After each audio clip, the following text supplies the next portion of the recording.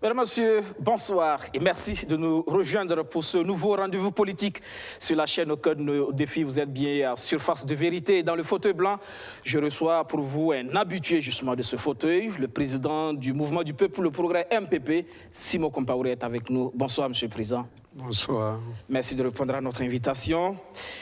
Adhésion, Jérôme Bougouma, Alfred Sanou, des fusions également. Récemment, on l'a vu avec l'UPL, l'Union pour la République. Visiblement, le miel MPP actif du monde, hein? Enfin, c'est vous qui le dites, c'est un constat. En tout cas, on peut se dire, peut remercier le Tout-Puissant de faire en sorte qu'à l'heure où nous parlons, nous puissions ensemble dire que le MPP se porte bien. Le MPP se porte bien, oui. Surtout avec la dernière victoire retentissante aux élections couplées. Le temps de repos quand même pour vous, parce que c'était assez intense quand même. Ah oui, c'est vrai. Temps de repos pour beaucoup d'entre nous, parce que nous avons avalé des milliers de kilomètres. Mais à la fin, bon, c'était la satisfaction. Donc c'est comme si on avait oublié ces fatigues, ces différentes fatigues que nous accumulées sur nos routes. En tout cas, on est heureux d'avoir démontré une fois de plus que nous méritons notre titre de premier parti au Burkina Faso. Une victoire en 2020, peut-être un peu de repos, mais là, on repart pour faire de nouveaux défis à relever certainement. Il se dit quand même trop de choses hein, sur le MPP aujourd'hui. La guerre de succession est-elle déjà ouverte? Quelle guerre de succession? Vous aimez les gros mots? Oui, comme on dit chez nous, c'est celui qui est dans la case qui sait par où l'eau goutte dans la case. Bon, non, il n'y a pas de guerre de succession. Parce que quand vous regardez notre trajectoire, vous verrez que finalement, c'est plutôt la sagesse et la grande compréhension qui l'emporte. Ceci dit, nous avons des débats à notre niveau, mais un parti sans débat n'est pas un parti. Un grand parti comme le nôtre, il y a des idées plurielles qui s'expriment, qui s'entrechoquent, mais comme nous le faisons d'habitude, après ces expressions, ces chocs, nous faisons une synthèse et nous fixons le cap. C'est comme ça que nous fonctionnons. D'accord, on va revenir en tout cas. Il y a ce deuxième congrès extraordinaire qui s'annonce pour les 24, 25 et 26 septembre prochains. C'est peut-être là aussi le rendez-vous de la clarification ou du recadrage ou peut-être de l'explosion aussi. Hein? Il y a des doutes quand même. Ah oui, ça c'est certainement pas la première fois. On a prédit l'explosion ou la disparition du MPP à plusieurs reprises, mais nous allons encore une fois de plus vous étonner. Oui. Vous savez, quand on bâtit sur du roc, c'est tout à fait différent de si l'on bâtit sur du sable, et sur du sable mouvant. Vous savez, il nous reste 7 jours. Comme dirait l'autre, wait and see. Nous nous sommes préparés et nous pensons que du point de vue de la mobilisation, ça sera comme toujours, beaucoup de monde, beaucoup de délégués et des débats de haut niveau qui nous permettent, au sortir de ce congrès, d'avoir les idées claires sur les défis que nous aurons à relever d'ici la fin de l'année et tout au long de l'année 2022. Visiblement, vous ne voulez pas admettre quand même qu'à l'intérieur, quand même, ça boue, non? Oh, écoutez... Vous faites dans la langue de bois, Monsieur le Président. Non. Vous me connaissez mal. Non. Mais j'ai dit, mais pourquoi vous voulez que je vous dise là que ça va mal quand il y a la sérénité? Quand vous me regardez, pour quelqu'un dont le parti est en convulsion ne peut pas avoir une telle sérénité devant vous. Moi, je suis serein et très content du parcours que nous avons réalisé et de ce que nous allons faire les 24, 25 et 26. Vous savez, nous allons encore vous étonner. Et parce que jusque-là, nous avons posé des actes. C'est la première fois que vous voyez une direction qui prend des responsabilités et qui décide de faire en sorte que ceux-là qui n'ont jamais été candidats puissent l'être. Est-ce que vous avez entendu comme beaucoup de bruit au niveau de notre parti quand il s'est agi d'établir les listes pour les législatives? Peut-être qu'il y a une forme de dictature aussi à l'interne qui dit pas son nom. Vous imposez vos hommes, non? Non, non, tout à fait le contraire. On aurait pensé que les responsables du parti allaient se mettre devant, occuper les premières places. Ce n'est pas ce qui s'est passé. Nous nous sommes abstenus de faire quoi que ce soit, de garder le tempo et d'avoir la sagesse pour permettre à nos petits frères, et certains même étaient nos enfants, d'achouver, j'allais dire, les préoccupations qui étaient les leurs, des préoccupations légitimes, qui étaient donc de se battre pour être sur les listes et à des positions où ils pouvaient se faire élire. Vous savez, quelquefois, on se bouscule, anciens comme nouveaux, jeunes comme vieux. Chez nous, c'est la sagesse qui l'a emporté. Et encore une fois de plus, pour ce congrès, la sagesse, la maturité va l'emporter sur le reste. Vous parlez justement de surprise. Alors, vous allez enfin passer la main et prendre définitivement votre retraite politique. Vous êtes quand même un peu épuisé, non? 2020, ça a été quand même l'ultime combat, n'est-ce pas? Ou bien vous continuez? Peut-être ça sera game is over après ce congrès? Pour vous? C'est pas sur un plateau que je vais dire ce que je devrais dire d'abord à mes militants. Les règles de bienséance voudraient que ça soit comme ça. Et comme c'est dans il nous reste qu'une semaine pour que vous sachiez tout. Mais souffrez. En tout cas, je vous invite à venir parce que nous allons parler. Et tout ce que vous voulez savoir, vous le saurez. Parce que les choses seront dites et avec la netteté qu'il faut à ce niveau-là. Vous avez déjà laissé entendre, en tout cas, à travers certaines sorties médiatiques, que vous allez passer la main. Est-ce que ça va se confirmer? Mais écoutez, vous voyez, vous voulez me traîner là où je ne veux pas que vous me traînez. J'ai suffisamment de maturité pour ne pas succomber.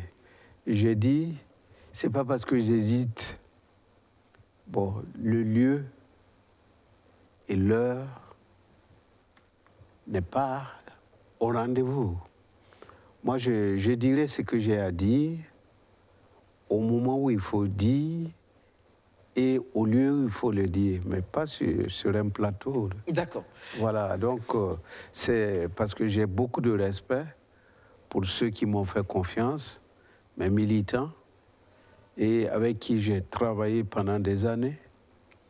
Et donc, je sais qu'il y a la forme, il y a le respect, et je m'en tiens à ça Et tout ce qui devrait être dit avec beaucoup d'aisance et de respect et de netteté le sera les 24, 25 et 26 et surtout le 26.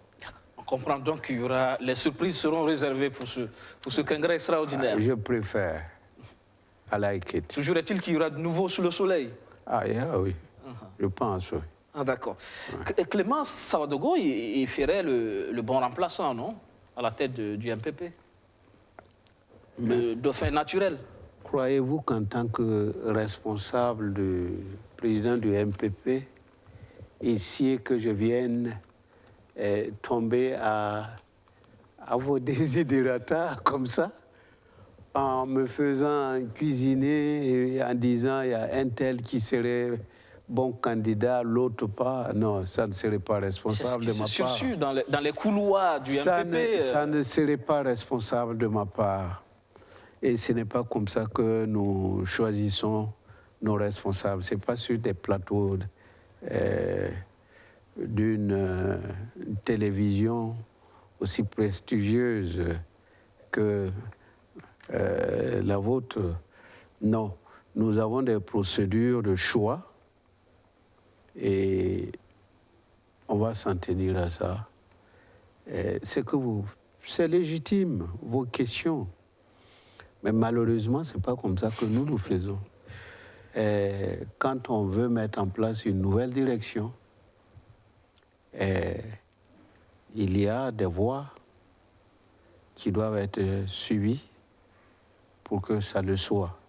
Toujours est-il que ça serait une nouvelle dynamique avec en perspective 2025, c'est bien ça? Mais bien sûr, tout à fait, puisque quand vous regardez le thème de notre congrès, nous voulons, dans un contexte de résilience, faire en sorte que le MPP reste toujours le parti fort, le parti qui sait relever les défis avec brio.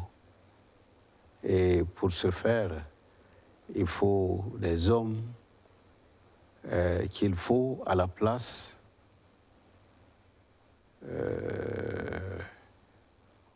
aux bons endroits pour que le défi soit relevé avec brio. Et donc, nous avons tellement de choses à faire. Hein. Avant de penser à 2025, il y a d'abord les engagements que notre chef a pris, le président du FASO, devant les populations, ce qui lui a valu cette confiance renouvelée. Donc nous devons faire en sorte que cette confiance-là puisse se justifier à travers l'implémentation de son programme que nous allons l'aider à faire. Et donc, que ce soit la santé, l'éducation, l'eau et la sécurité, nous avons encore beaucoup de défis à relever à ce niveau-là. Et pour le moment, en attendant 2025, ce sont nos préoccupations de l'heure qui demandent à être résolues. Et Dieu voulant, au sortir du Congrès, c'est ce que nous allons faire. Ce que vous allez faire, justement, votre chef, le président Roch Marc Christian Kaboré, vous parlez tout à l'heure, le Congrès, c'est aussi cela, faire en sorte que les hommes qu'il faut soient mis à la place qu'il faut pour effectivement réussir les défis du Burkina. Est-ce que vous avez l'impression que c'est le cas actuellement au niveau de l'exécutif ou au niveau peut-être des postes de responsabilité, même en ambassade? L'impression que certains ont au niveau du MPP, c'est que le président du FASO a tourné le dos au parti. Je veux dire, l'appareil des ministres, on le voit justement, Zéphirin Diabré a rejoint, il y a Aruna Kaboré. Au niveau des ambassades, on apprend que Rémi Danguinou va sur Paris. Finalement, certains cadres du parti ont l'impression qu'il n'y a pas de promotion des cadres du parti au niveau des instances de gestion du pays. C'est vous qui pensez ainsi. Vous savez, de tout ce que vous dites là, la réalité est tout autre.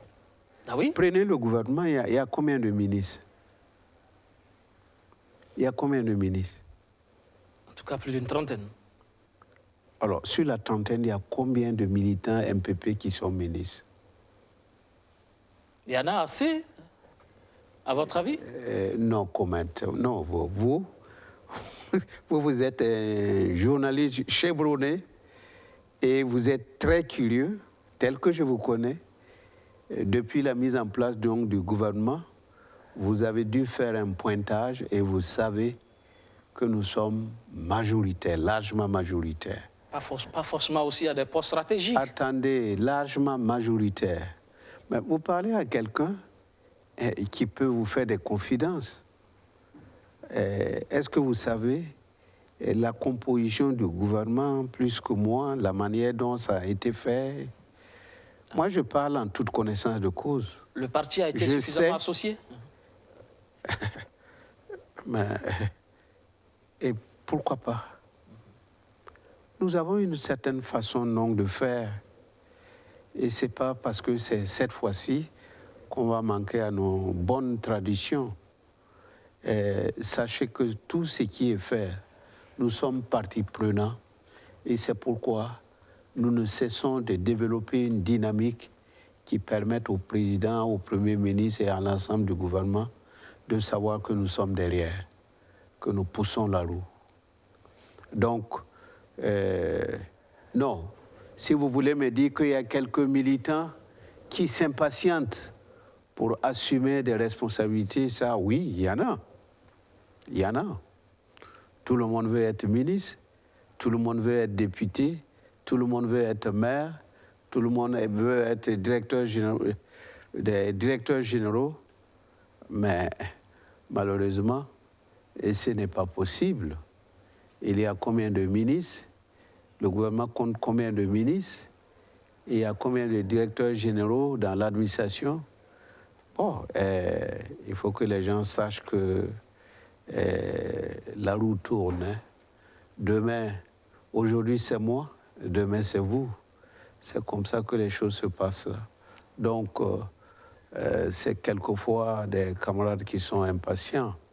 Bon, sinon, ceux qui sont mûrs et qui savent comment les choses se passent attendent simplement leur heure. Il faut savoir attendre son heure.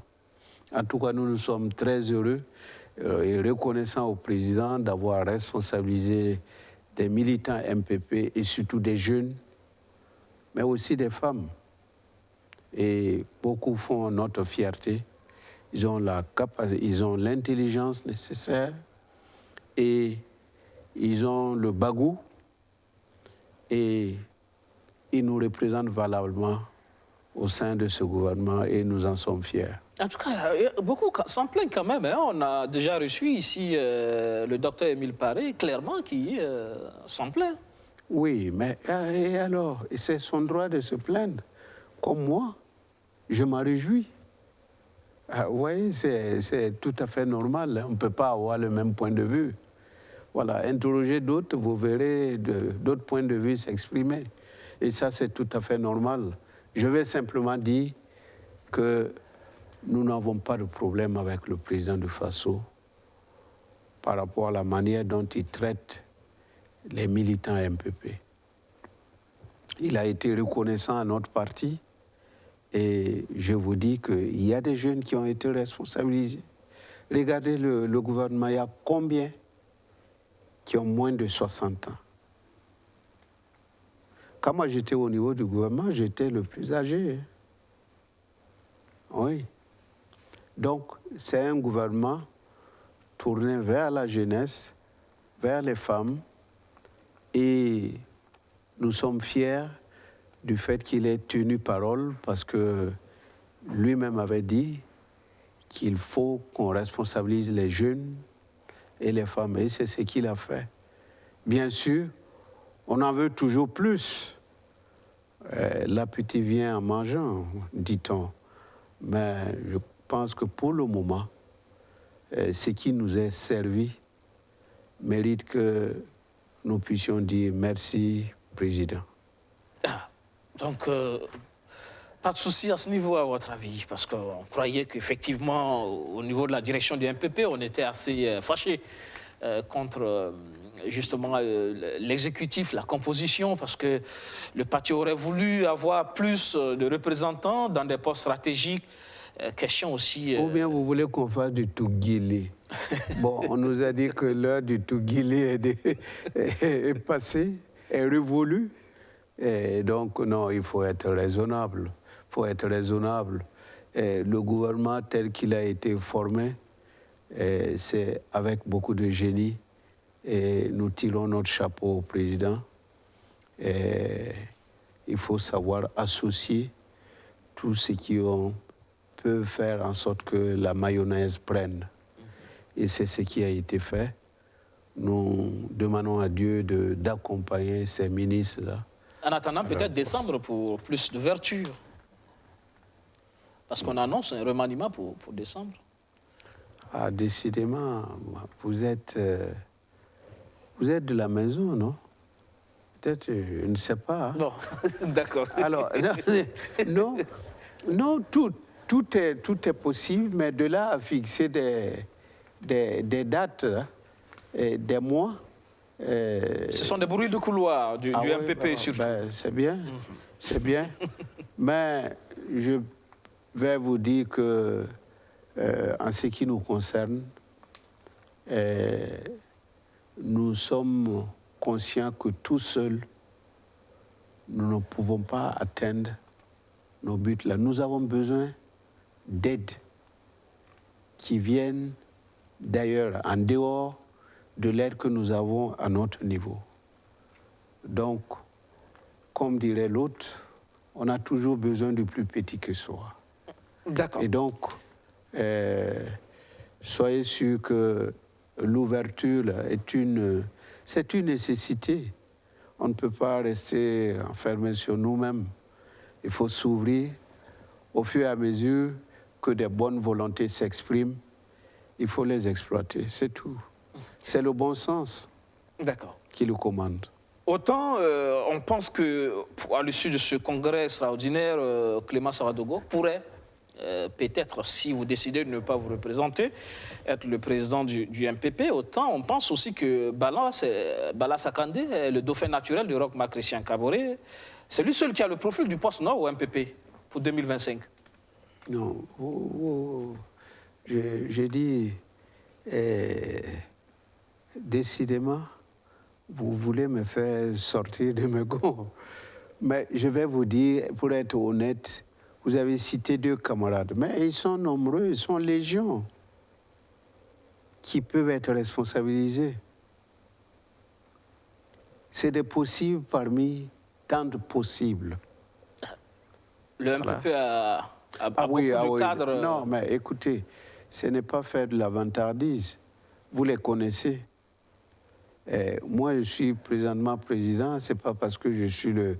Il y a des camarades qui sont très intelligents, plus intelligents que moi, plus assis que moi.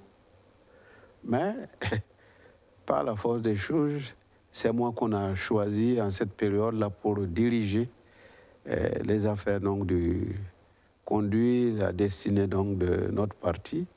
Mais ils sont nombreux qui peuvent assumer la même fonction. La fonction de chef d'État? Vous avez beaucoup de possibilités de ressources humaines? Non, la fonction de... Non, vous parlez de la présidence donc, du MPP. Je vous dis qu'on est nombreux à pouvoir être président du MPP. Et pour la présidence? Ce n'est pas seulement les deux.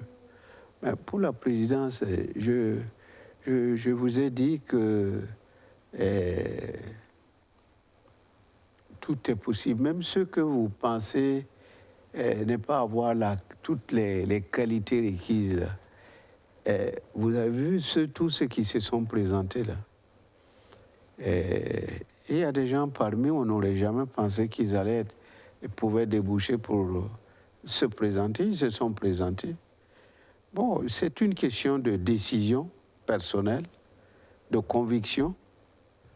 Mais pour ce qui concerne notre parti, il y a qu'on juge aussi ceux qui ont le plus de chances de pouvoir prétendre nous faire gagner. Et celui qui a plus de chances, c'est Bala Sakandé? Mais ça, il n'est pas le seul. Simo Compaoré aussi, pourquoi pas? Non, Simo Compaoré n'aspire à rien. Ah oui? Non, moi, je l'ai déjà dit. Parce qu'il s'est dit également que Simo Compaoré pourrait non, là, vous se porter candidat à la présidentielle. Vous bottez en touche, là. Ah oui? Simo Compaoré n'aspire à rien. Voilà. Mettez-moi de côté, là. Moi, Ça ne vous intéresse pas, la présidence? Non, absolument pas. Absolument pas. Absolument pas. Non, vous faites fausse route, là. Bon. Non. Je l'ai déjà dit, c'est connu. C'est connu. Maintenant, je dis qu'en son temps, cette question sera débattue et tranchée. Ce n'est pas des journalistes qui vont nous dire là, un tel.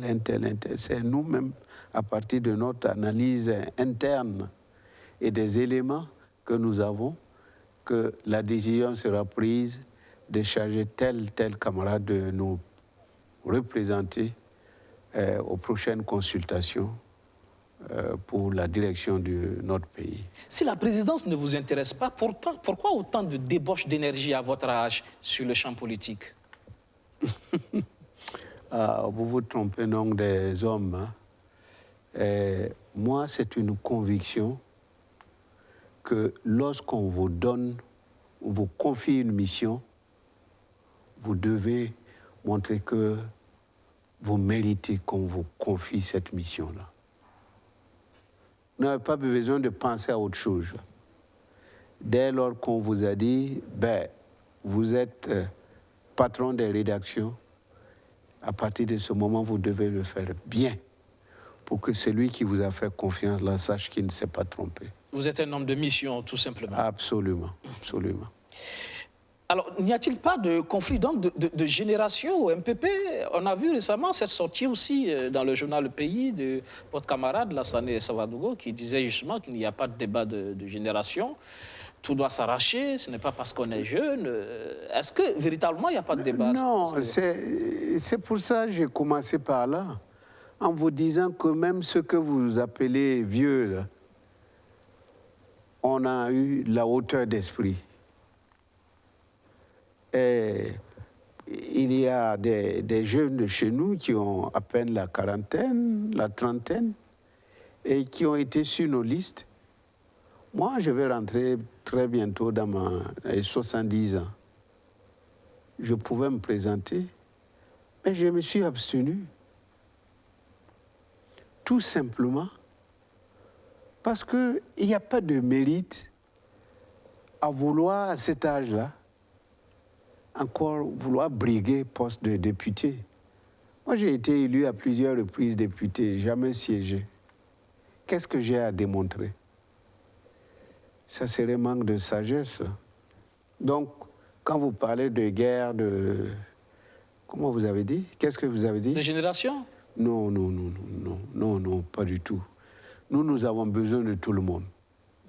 Des jeunes, des vieux. C'est pourquoi, dans la haute direction, nous avons des représentants des anciens. Nous avons des représentants des femmes et de toutes les corporations. On a besoin de tous. Est-ce que vous vous rappelez de celui-là qui avait dit « Si jeunesse savait et si vieillesse pouvait ». On a besoin des deux et de tout pour faire un monde. Tout à fait. Alors, et donc, vous allez me dire qu'il n'y a donc pas de tendance ou de bloc Bala Sakandé, Simo Compaoré au MPP? Moi, je veux un clan pour faire quoi? Quand on constitue un clan, ça veut dire qu'on a quelque chose derrière la tête. Moi, en tant que président, j'ai besoin de créer un clan pour faire quoi? Parce que... Pour faire quoi? Il semble-t-il que le profil de Bala, comme pour la présidentielle, ne semble pas vous... Oh là là. Vous ne semblez pas valider cette option. Oh là là. Non, je crois que vous avalez beaucoup de choses. Ah, tout ça, c'est faux. Qui sont... C'est pas fondé. Qui sont des rumeurs. Ça me fait sourire. Ah, d'accord. Pour quelqu'un qui n'a rien à voir avec la présidentielle. Moi, je ne suis intéressé à rien. Mais vous... C'est que je veux... Vous espérez positionner quand même votre homme? Non. Tout ça là, c'est ceux qui font de la petitesse d'esprit. Positionner quelqu'un pour qu'il fasse quoi? Par contre, faire en sorte que ce soit un militant du MPP qui remporte la mise à oui, ça vaut le coup de se mobiliser. Mais mobiliser pour mettre quelqu'un à sa dévotion, pour faire quoi après? Non, non, non. Il faut avoir un homme de confiance, non? Non, nous avons besoin au niveau du MPP d'un homme de confiance, d'un homme qui peut faire bouger les lignes comme le président Roch Marc Christian Kaboré. C'est tout. Et ces profils, il y en a beaucoup au MPP. Qui viennent du nord, du sud, de l'est, de l'ouest, peu importe, pourvu que son portrait robot soit celui-là qui aime le travail, qui a la capacité et qui est un fonceur. C'est lui qui fait bouger les lignes, c'est tout. D'accord. Alors, vous l'avez dit tout à l'heure, pour ce congrès, il est question de revisiter justement les défis et de faire en sorte que le président du Faso puisse réussir justement son programme présidentiel. Les défis du moment, c'est surtout la question sécuritaire qui reste, en tout cas, la préoccupation majeure des Burkinabés. Récemment, il y a eu cette sortie de l'ancien Premier ministre Yacouba Isaac Zida, qui estime que la gouvernance, elle est catastrophique. Moi, j'allais dire no comment. No comment? Non, moi je discute avec ceux qui ont à même de discuter avec moi. Vous savez... C'est quand même un ancien Premier ministre qui a géré aussi ce pays. Et écoute, il est où? Non, non, il y a des choses que je ne veux pas dire. Moi, si vous me dites qu'est-ce que vous comptez faire pour relever le défi de la sécurité, je parlerai avec aisance. Ce qu'il a dit, il y a un fond de vérité, non? Il estime que le renseignement ne fonctionne pas. Vous savez, c'est très facile, là. L'équipement... non, c'est... En tant que militaire... Attendez. Mais il n'est pas le seul militaire, il y a des militaires ici. Nous savons qu'il faut qu'on continue d'équiper nos militaires, qu'on continue de former nos militaires, qu'on continue d'améliorer le renseignement, leur situation, la situation des militaires. Ça, on le sait, on n'a pas besoin que quelqu'un nous dise ça. Vous savez, c'est comme au football. Hein. Je ne sais pas si vous aimez les stades, mais quand vous êtes au stade, vous regardez ceux qui sont sur les gradins, dans les gradins, et vous regardez ceux qui sont sur le terrain, et vous voyez qu'il y a une différence. Ceux qui sont sur les gradins... On a beaucoup de solutions. Hein? Oui, tout à fait. Yaka, aïe, voilà comment il doit faire, voilà ce qu'il a. Voilà. Mais ceux qui sont à l'intérieur, sur le périmètre du jeu, eux, ils savent que les choses ne sont pas si faciles à faire. Et quand on est à l'intérieur, on ne peut pas dire yaka, non. On passe à l'effectivité des choses et on se rend compte qu'il faut avoir de la retenue dans certains propos. Si tout était facile, il n'y aurait eu aucune difficulté à ce qu'il n'y ait même plus de problème. C'est parce que les choses ne sont pas si faciles à faire qu'il continue d'exister des problèmes. Sinon, la question de la lutte contre le terrorisme, ce n'est pas seulement au Burkina que cette question est une question préoccupante, même dans les nations puissantes. Mais c'est l'excuse que vous trouvez régulière généralement. Non, c'est pour dire que ceux qui parlent, si c'était si facile que ça, déjà que ceux-là qui ont les moyens des super moyens, on n'en parlerait plus. Et pourtant, on continue d'en parler. Et vous êtes témoin, et témoin oculaire chaque jour que Dieu fait.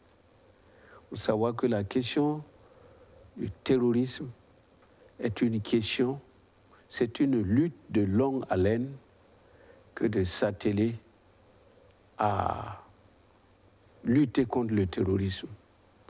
Et moi, je voulais dire simplement, pour revenir aux propos de celui qui les a tenus sur vos antennes, je vais simplement dire que la manière d'aider le Burkina, ce n'est certainement pas de cette façon-là. Moi, j'aurais compris si quelqu'un écrit, fait des propositions, envoie à qui de droit des suggestions. Il y en a qui le font, hein, et on apprécie. Mais ce n'est certainement pas de la manière dont ça a été fait là qu'on peut vraiment se dire là que c'est une contribution qui nous fait avancer. Il dit pourtant vous avoir proposé de nommer Auguste Denis Barry. Bon, écoutez, moi je n'ai rien contre Auguste Barry. Si vous ne le savez pas, je vous le dis. Et Auguste Barry est certes un militaire de valeur, comme bien d'autres qui existent au Burkina. Mais permettez de vous dire qu'au jour d'aujourd'hui, c'est quelqu'un qu'on a élu et qui s'appelle Roch Marc Christian Kaboré, qui est le président du FASO, qui décide, à partir de son analyse et des faits dont il dispose, qui décide qui peut faire quoi. Et ça, c'est légitime. Il a la légitimité, il a également la légalité. Et donc, laissons-lui, lui qui a été choisi par le peuple, accomplir sa mission. Dans tous les cas, à l'heure de la redevabilité, il s'expliquera devant le peuple. Mais que ceux qui ont des propositions à faire, qu'ils continuent de faire leurs propositions. Mais je dis que si vous voulez que vos propositions puissent vraiment passer, il y a des façons de les faire. Et beaucoup en font et nous apprécions cela. Mais il faut éviter certaines façons de faire qui n'arrangent pas l'écoute et qui ne permettent pas de vous prendre au sérieux. Est-ce que les solutions, vous les avez aujourd'hui encore face à cette question sécuritaire? Si quelqu'un vous dit qu'il a une solution toute prête là, je suis sûr que même les grandes puissances la vont acheter. Ils vont acheter ces solutions-là. Par contre, si vous dites, est-ce que vous avez encore de l'énergie, de la volonté, de la conviction qu'il faut continuer à lutter contre les terroristes, ah là, je vous dirais oui. Ah oui, vous en avez encore? Oui. Oui. Parce que les Burkinabés ne le sentent pas. Hein? Et oui, ah bon, ben, vous tentez, vous êtes amené à généraliser beaucoup. Ah oui. Évitons quand même les Burkinabés, à moins que vous ne réduisez les Burkinabés à votre... Peut-être que vos militants ne sont pas concernés. À votre personne. mais je crois que on va peut-être dire que la lutte contre le terrorisme est une lutte difficile, extrêmement difficile. Mais vous restez engagé. Mais absolument. Et nous allons faire une déclaration forte lors de notre congrès sur la question de la lutte contre le terrorisme et l'extrémisme violent. Et vous saurez que nous sommes déterminés. Et un appel à la mobilisation générale. Parce que vous venez de dire qu'il y en a qui proposent. Il faut se mettre ensemble. Il ne faut pas essayer de tirer un tel tir de l'autre côté, l'autre de l'autre côté. Non, non, ça n'en rime à rien. Ce dont nous avons besoin, d'abord, c'est de faire confiance à ceux qui sont sur le terrain. De faire confiance à nos dirigeants. Et de dire, même si nous avons des avis contraires, des problèmes entre nous, l'heure n'est pas à l'erreur. Pourquoi je dis ça? L'heure est à la mobilisation et à notre capacité de faire la part entre le principal de l'accessoire. Le principal aujourd'hui, c'est de se mobiliser, taire nos divergences, pour voir chacun à sa manière. Et il y a beaucoup de façons d'apporter sa contribution à la lutte contre le terrorisme. Vous êtes un journaliste, vous tenez un papier, vous tenez un bic.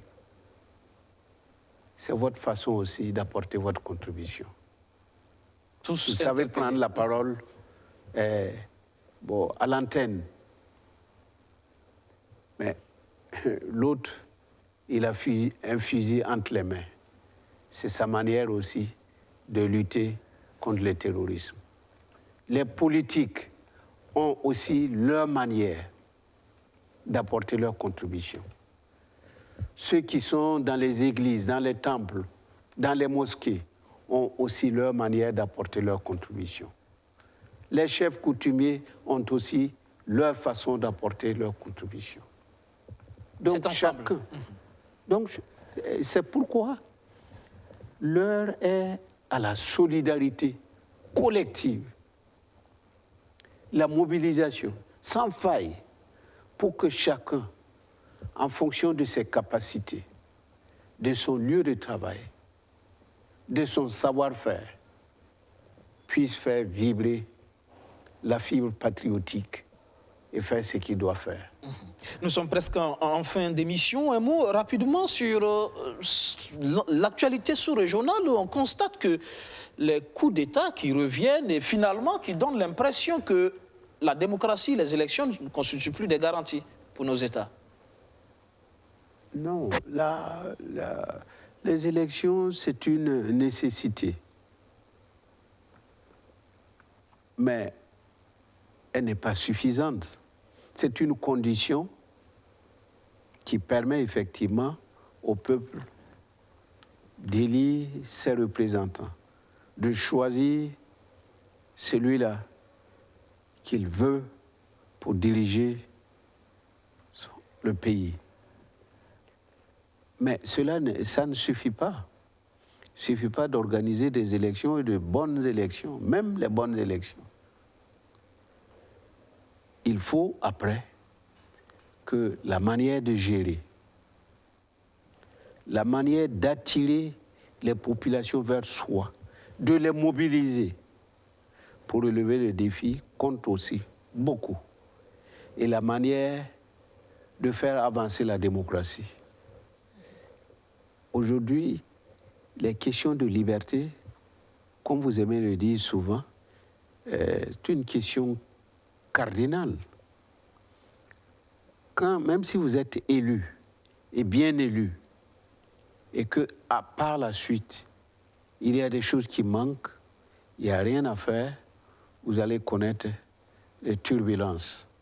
Donc aujourd'hui, il faut des élections. Mais des élections qui se font dans des conditions requises et souhaitables. Donc, l'histoire du troisième mandat, vous savez que nous avons lutté contre ces histoires-là. Donc, le renouvellement à répétition, sans limite. Pour le Burkina, il ne faut même plus y penser. Voilà, tout à fait. Donc, je pense qu'on va regretter qu'en Afrique, on a renoué avec les coups d'État, parce que justement, on a créé un terreau fertile pour ces coups d'État. Si on respectait tous les textes, nos textes fondamentaux, et qu'on faisait en sorte qu'il y ait de liberté d'expression, il y aurait moins de coups d'État. On aura de temps en temps des régimes qui vont tomber parce que les gens sont mis en minorité, soit à l'Assemblée nationale, où il y a des soulèvements, mais il n'y aura pas de coups d'État, des coups d'État militaires. On usera toujours des voies démocratiques. Absolument. Et nous, comme vous le dites là, nous avons une expérience qui restera en lettres gravées dans les annales de l'histoire du Burkina. Et pour ça, je remercie, puisque nous sommes en septembre, et bientôt octobre, tous ceux-là qui se sont mobilisés pour que nous donnions à notre nation cette fierté-là de savoir, à des moments donnés, montrer qu'on est capable de faire bouger, de s'incruster dans l'histoire et de s'incruster de façon durable dans l'histoire. C'est ce que nous avons fait. Et moi, je remercie les Burkinabés et tous ceux qui ont participé à l'insurrection et qui nous permettent aujourd'hui d'être cités parmi les pays qui savent ce qu'ils veulent et qui méritent respect et affection. Alors, vous allez donc vers ce congrès extraordinaire. Et comment vous voyez au niveau du MPP le reste du mandat de Roch Kaboré, qui démarre aussi avec beaucoup de turbulences, liées encore surtout à la question sécuritaire. C'est vrai qu'il y a aussi la crise sanitaire qui est là. Vous savez, on va continuer à avoir des difficultés. Ça, il ne faut pas penser que l'année prochaine, il n'y aura plus de difficultés. Non. Si on fait comme ça, on va se désarmer. Il faut plutôt s'armer de courage. En disant, comme Victor Hugo qui disait que ceux qui vivent, ce sont ceux qui luttent. Dire que la lutte contre le terrorisme, contre les maladies telles que la Covid-19, sont devenus des éléments qu'il faut intégrer dans notre existence. Et si vous faites ça, vous êtes à même d'avoir toute la latitude de continuer à vouloir relever les autres défis. Ce n'est pas parce qu'il y a le terrorisme, ce n'est pas parce qu'il y a la Covid-19 qu'il faut cesser de faire des écoles, des dispensaires, des maternités, parce que la vie, c'est un tout. De faire des routes, de faire en sorte que nous ayons de l'énergie en abondance parce qu'on en a besoin pour nous développer. Faire de bonnes routes, surtout de bonnes infrastructures qui ne s'écroulent pas comme à Koudougou. Oui. Ça aussi, c'est un problème qu'il faut combattre avec la dernière énergie. Absolument, et nous nous y employons. Et nous avons déjà envoyé une note aux autorités pour faire des propositions. Et donc, nous en sommes conscients. Et c'est à tous les niveaux. Parce que nous avons demandé d'abord qu'il y ait toute la lumière, l'expertise, qu'on fasse des enquêtes qui permettent de situer les responsabilités et que les mesures conséquentes soient prises après qu'on ait situé les responsabilités. Et ce qui s'est passé n'est pas acceptable, ni tolérable, ni acceptable. Et dans un pays comme le nôtre, où nous avons besoin de moyens, et surtout de moyens financiers, il faut faire l'économie de telles situations. Mais il faut savoir où réside, qui est responsable? C'est quand cette responsabilité sera située que nous allons tous réclamer que les mesures, les sanctions soient prises et à la hauteur de ce qui s'est passé. Les événements. Le MPP y veillera? Ah, absolument. Vous n'avez pas entendu le ministre dire, le ministre Al-Kassoum, il est parti sur le terrain, il a dit, si les enquêtes venaient à montrer que c'est lui le responsable, il devrait prendre la sanction qui sied. On ne plaisante pas avec des choses comme ça, hein. Et je l'ai admiré. Et c'est conforme à notre vision. Alors, ceux qui ne savent pas pensent qu'on est là pour couvrir les gens. Non. Non. Mais maintenant, il faut faire les investigations, situer les responsabilités et après prendre immédiatement les sanctions qui s'imposent. Oui, l'autre actualité, c'est la rentrée scolaire avec notamment la fermeture du lycée Philippe Zenda Kaboré. Est-ce que vous ne trouvez pas qu'à ce niveau, le gouvernement aurait pu faire autrement que de fermer le lycée Zenda, le plus grand? Non, non, non. Les gens aiment broder sur des choses qui ne vaillent pas là. Moi, je suis un ancien du lycée Zenda. En 1971, je ne sais pas où vous étiez, mais... Pas encore né. Bon, moi, j'étais au lycée. Voilà. Et 71, 72, 73, 74, et on était là-bas et déjà, à notre temps, on disait que le bâtiment le plus grand, le bâtiment le plus haut du lycée Zenda, qu'on appelle le bâtiment H, qu'il y avait des problèmes sur ce bâtiment et qu'il allait tomber un jour. Déjà, hein, ça fait combien? C'est plus de 40 combien? Plus de 45 ans. Alors, je pense que l'occasion est venue de faire attention. Tous les bâtiments de ce type-là doivent, à mon avis, aujourd'hui faire l'objet d'expertise. Ce n'est pas seulement le lycée Zenda, hein, même le lycée qui est à côté. Le Nelson Mandela? Oui, même tous les autres lycées qui datent pour la plupart, certains de la période coloniale.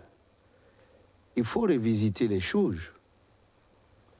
Parce que ce sont des lycées qui abritent des enfants, des élèves. Et pour être sûr que le temps n'a pas eu raison de la solidité de ces bâtiments, parce qu'il y a des signes, il y a des fêlures, il y a quelques signes qui montrent que ces bâtiments commencent à être fatigués. Donc, je pense qu'on devrait prendre des dispositions pour réhabiliter ce qui peut l'être, ou carrément détruire les bâtiments qui ne présentent plus suffisamment de sécurité et en reconstruire de nouveau. C'est mon point de vue. Et le lycée Zenda, je pense même que l'ensemble du lycée constitue une préoccupation à ce niveau-là. D'accord. On est donc en fin d'émission. On va peut-être vous souhaiter un bon congrès. Merci. Et moi, je vous invite à venir. Hein. Ouais, si vous voulez voir du monde, vous venez. Mais pas seulement du monde. Voir ce à quoi nous allons vous servir. Et les conclusions de ce congrès. C'est surtout ça l'important. Parce que de ce que nous allons arrêter va dépendre de ce qui va être fait par la suite pour accompagner utilement le président du Faso dans la mise en œuvre du PNDS 2, qui est déjà prêt et dont certaines parties même sont en train d'être implémentées déjà. Et de notre capacité également à participer à la lutte, à la mobilisation générale que nous réclamons de toutes nos forces pour lutter efficacement contre le terrorisme dans notre pays. Et je n'oublie pas la Covid-19 et nous allons faire un appel solennel